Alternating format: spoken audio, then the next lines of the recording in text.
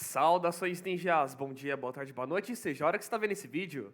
Pessoal, devido ao bom engajamento que os dois anteriores vídeos deram para o canal, hoje eu resolvi trazer um vídeo um pouquinho mais dinâmico sobre alguns tópicos muito interessantes para você poder fazer uma entrevista top. Bom, vamos falar um pouquinho sobre o entrevistador, a pessoa que vai falar com você durante esse processo seletivo. Bom, pessoal, a gente tem que entender que todo profissional de RH tem suas técnicas próprias e também tem algumas técnicas que são padrão, de acordo com o que a empresa pede, mas de uma forma geral, a maior parte deles realiza alguns testes psicológicos e mapeamento de perfil. Isso serve justamente para meio que filtrar o tipo de profissional que você é e verificar se realmente faz sentido ter você dentro daquela posição, daquela vaga que você está concorrendo. Lembrando que nem sempre o RH vai conseguir fazer a contratação perfeita, então é a pessoa que tem exatamente as características que estavam buscando, mas sempre tenta buscar do mais próximo possível aquilo que vai atender a necessidade que a empresa está passando. Bom, tem um grande erro que não é só com profissionais de TI, mas sim com profissionais de uma forma geral, que é sair mandando currículo em massa, mandar vários e-mails, várias mensagens, várias candidaturas pelo LinkedIn, entre outros sites, e não filtrar o que ele está mandando, nem para que empresa ele está mandando. Gente, isso eu não vou dizer em maior parte, mas em grande parte das vezes acaba gerando entrevistas mal-sucedidas, frustrações e processos seletivos que você fala, meu, eu me candidatei para isso? Peraí, mas eu não sei nem o que é isso aqui. E acontece bastante. Você tá a fim de realmente ser selecionado para aquela entrevista que você quer participar, para o cargo que você quer? Vamos lá, meu amigo. Pesquise sobre a empresa que você tá mandando esse currículo aí, meu amigo. Não entra só na página da empresa, ver o nome e o segmento que ela faz. Navega um pouco realmente dentro do site e tenta entender um pouquinho da mentalidade de atuação da empresa. Dentro dessas abas você não vai ter uma informação 100% precisa, mas vai tentar entender mais ou menos o que a empresa faz e como que ela atua no mercado. Mas como que eu faço isso, Marcos? Cara, não existe fórmula mágica para você conseguir mapear exatamente o que a empresa faz, como eu disse anteriormente. Mas navegando sobre a aba sobre nós, a gente consegue pegar um pouquinho do perfil da empresa, sim. Com base no linguajar e a posição em que a empresa se coloca em seu próprio site, você já consegue determinar mais ou menos se a empresa... Você consegue ver se a empresa tem um perfil de ser um pouco mais moderna, de ser um pouco mais liberal, ou que preza por uma cultura um pouco mais forte imposta internamente. Isso não é um ponto ruim, nem um ponto bom. Depende do seu momento e do que a empresa pode te oferecer e o que você pode oferecer para a empresa. Para de implorar por trampo, velho. Não fica implorando, por favor, me contratem, eu preciso de um emprego porque eu preciso trabalhar. Não, não é assim que funciona, cara. Ofereça a solução que cabe dentro do seu perfil. Não suplica por qualquer coisa, não. Você também tem um valor. Bom, uma das formas com que eu costumo pesquisar sobre a empresa para entender como que ela atua, qual que é o tipo de pessoas que tem lá, é pesquisando a empresa no LinkedIn. Como que eu faço isso? Eu simplesmente jogo o nome da empresa no LinkedIn e tento buscar pelos colaboradores que já estão trabalhando lá. Eu sei que é muito relativo você pegar pessoas e comparar com o perfil geral de uma empresa, mas lendo dentro do perfil da pessoa o que ela faz dentro da empresa, como que ela se coloca para se referenciar, você consegue sim pegar mais ou menos um pouco da cultura e os costumes da empresa. Eu já trabalhei em empresas que são bem mais conservadoras, empresas multinacionais. Eu já trabalhei em empresas que têm mais aquele pique de startup. E a gente sente quando a empresa tem uma cultura um pouco mais antiga, um pouco mais rígida, e quando a empresa tem esse pique de startup. Uma coisa que a gente precisa entender é quais são os pré-requisitos que aquela vaga tá pedindo para você. Eu sei que para quem tá procurando aí o seu primeiro emprego, um pouco mais difícil essa parte. Mas é por isso que você, meu pequeno jovem, você vai buscar por vagas de aprendiz ou estagiário. Mas o que é aprendiz e estagiário, velho?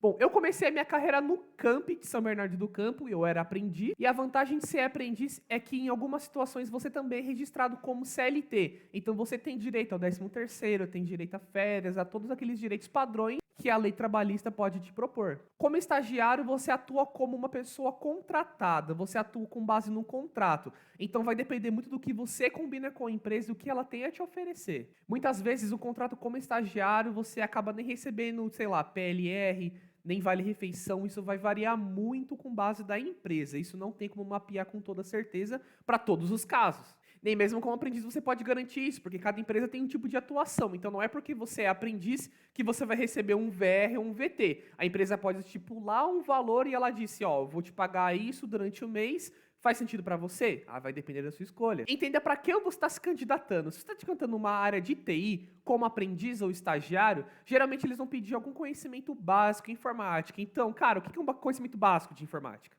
É conhecer o pacote Office, você ter noção de computador, dependendo da área que você vai. Se você vai para uma parte de um suporte técnico, seria legal você entender um pouquinho de hardware, entender um pouquinho como funciona uma infraestrutura. E eu não estou falando só de infraestrutura porque é a área que eu atuo, mas a infraestrutura é como funciona todo o ambiente tecnológico da coisa. Se você for para uma área de sistemas, por exemplo, você fala, cara, mas eu vou programar, eu não vou querer saber de servidores. Vai sim, porque muitas vezes a sua aplicação está no servidor, e em maior das partes ela está no servidor. E se você não souber o que é um servidor, onde está a sua aplicação? Para quem já é um pouco mais macaco velho e já está há um tempo no mercado e já sabe mais ou menos como que funciona esse esquema, cara, pega a vaga, lê os requisitos e fala: eu sei mexer com isso aqui? Não sei? Sei lá. Ah, Linux. Ah, Linux, legal. O que é Linux? Ah, banco de dados Axis.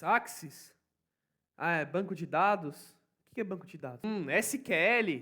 SQL, bacana.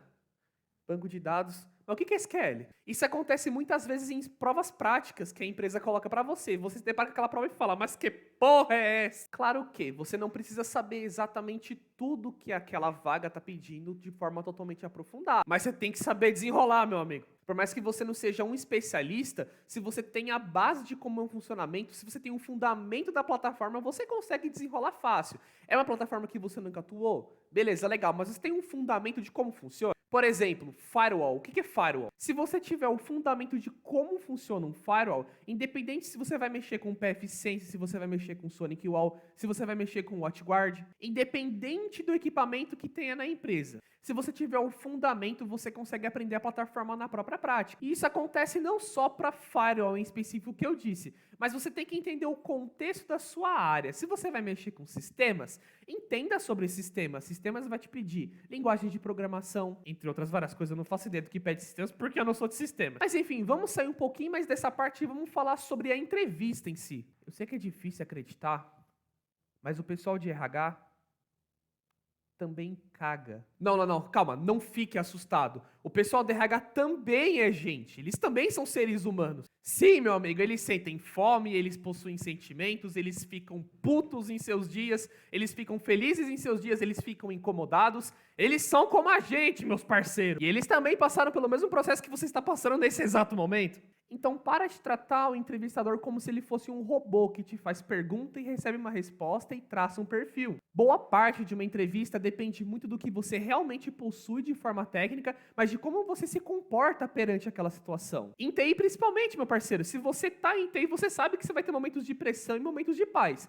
No momento de paz, você tá lá de boa, trabalhando, sem problema nenhum, realizando suas rotinas diárias, mas quando o bicho pega, meu amigo, você vai ter que se virar. Então mantenha calma, tenha domínio daquele assunto que está sendo tratado, tente levar a entrevista não para um lado muito tenso, de, eu tenho que passar isso aqui, velho, pergunta que eu respondo, meu. Não, cara, tenta tratar a entrevista mais como uma conversa. Você está recebendo uma informação, você está transmitindo uma informação, mas de forma leve. Se você mantém um clima tenso, tanto você quanto o entrevistador vão ficar nervosos. Não é só você que está naquela tensão de, nossa, estou passando por uma entrevista. O entrevistador está fazendo o seu trabalho diário, mas ele também está sob pressão. Ele tem meta para concluir, ele tem número de candidatos para entrevistar, ele tem currículos para ler, ele tem perfis para traçar, então ele está em tanta pressão quanto você. Depende de quem que vai conseguir ter o jogo de cintura. Nem sempre o entrevistador está preparado para a situação que ele está disposto a ler naquela ocasião. Então, se você percebe isso, é legal que você tenha o controle da sua entrevista, que você deixe uma forma mais dinâmica. Mas claro que isso muitas vezes precisa ser recíproco, então, se o entrevistador está mantendo uma postura um pouco mais séria, se ele só está realmente querendo uma resposta sua, siga conforme a música. Mas se a entrevista está partindo para um lado um pouco mais aberto, tenta ser um pouco mais maleável nessa parte, sabe? Como que eu faço a minha entrevista? Cara, o RH tem várias perguntas que são padrões, como eu havia dito antes, mas tem algumas coisas que você mesmo pode puxar um gancho de forma proativa e poder desenvolver um pouco da sua história. Muitas das vezes o RH vai pedir para você descrever um pouco sobre você. E eu, pelo menos, tenho uma técnica que sempre funcionou comigo e que é sempre muito bacana até para você fazer uma autorreflexão sobre si mesmo. Autorreflexão sobre si mesmo, é meio que óbvio, né? Beleza. E o nome da técnica se chama Jornada do Herói. Que porra é Jornada do Herói, velho? Jornada do Herói é a sua trajetória de forma cronológica. Quando você começou, como você passou pelas suas etapas da sua vida até você chegar naquele momento do processo seletivo. Ah, Marcos, mas isso eu sei como eu comecei a trabalhar, ou eu não vou saber sobre mim mesmo? Então me responde aí você. Me traça 5 minutos falando sobre você, sobre a sua carreira, de forma cronológica, apontando os fatos mais relevantes de sua carreira, acontecimentos e glórias, pontuando também seus momentos de decepção. Você consegue me falar isso agora, assim, do nada? É fácil? 5 minutos? Você acha que você consegue? Meu amigo, se você não se conhece muito bem, é difícil que você consiga, viu? Não que você tenha que ensaiar um discurso, você tem que ter tudo decorado. Principalmente porque se você não tem o perfil daquela vaga, não adianta, cara. Você vai tentar, você pode até passar, mas você mesmo não vai querer trabalhar naquela empresa, meu amigo. Seja natural, entenda a empresa pela qual você está querendo prestar o processo seletivo e ver se você realmente se sente à vontade em ser você mesmo naquela vaga. A empresa não tem obrigação nenhuma de se mudar ao seu modo de trabalho, mas sim seria interessante que você tivesse um perfil aproximado ao molde de trabalho da empresa. E agora aquela pergunta polêmica, que geralmente os mais jovens sempre passam por isso e tem aquela dúvida. Mano, será? Mano, eu tenho tatuagem. Velho, eu tenho piercing, mano. Eu uso alargador. Só vai me lascar durante uma entrevista? E a resposta é... Depende, mano. Em TI, não tanto. Por TI, trabalhar um pouco mais no back-office, serem pessoas que não vão lidar diretamente com um cliente, pelo menos não para o pessoal que estão na posição mais estratégica, isso não vai influenciar tanto desde que suas técnicas estejam em dia. Para o pessoal que vai lidar presencialmente, vai dar de cara com clientes externos, isso é um pouco mais complicado, porque muitas vezes não é um problema da sua empresa, mas sim um problema da outra empresa. Já aconteceu uma situação em uma das empresas que eu trabalhei e que tinha um colega meu que ele não podia visitar um cliente porque ele tinha uma tatuagem na mão de um cachorro. E o cara da empresa falou, não, esse cachorro é do demônio, não gosto disso. E ele não podia ir lá. Isso muitas vezes pode influenciar sim, pessoal, mas se você tá numa parte um pouco mais estratégica, na sua empresa, quietinho ali de boa, fazendo o seu trampo, e não lida tanto com pessoas externas, isso acaba sendo algo muito descartável, não muda muita coisa. Afinal, todo mundo sabe que uma tatuagem, um piercing, um alargador não vai influenciar absolutamente nada na sua capacidade técnica, meu amigo. Eu, pelo menos, nunca tive problemas com isso. Claro que tem formas de como você lida numa entrevista e como você se impõe. Por padrão, aquele discurso bem clichê.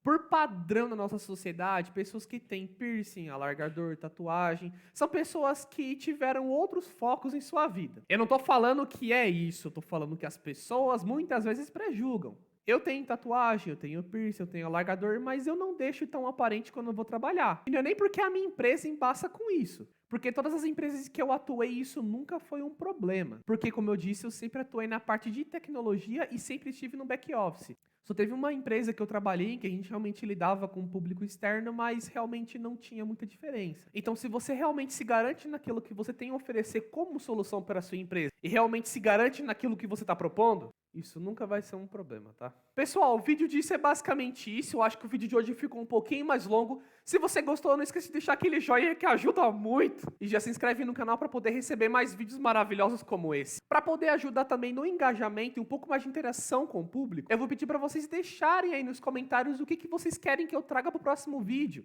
Se quer que eu traga algum tipo de top 10 perguntas de entrevista, top não sei o que lá, de não sei das quantas. Isso acaba deixando a comunicação um pouco mais interativa e eu saber o que vocês querem assistir. Claro que sempre voltado para a área de tecnologia, porque afinal esse é o foco do nosso canal. Então é isso aí, pessoal. Muito obrigado pela sua audiência e até a próxima. Valeu!